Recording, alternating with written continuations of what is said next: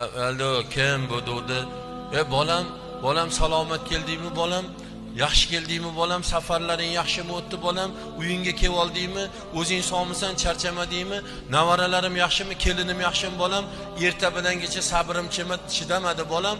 Uzr, uyqungni buzib qo'ydim. Dovushingni eshitgim keldi bolam, desa, shu shartmidi ona? Erta bilan telefon qilsaz ham bo'lardi. Şu yarım safardan kelganimni bilardingiz, charchab kelganimni bilardingiz.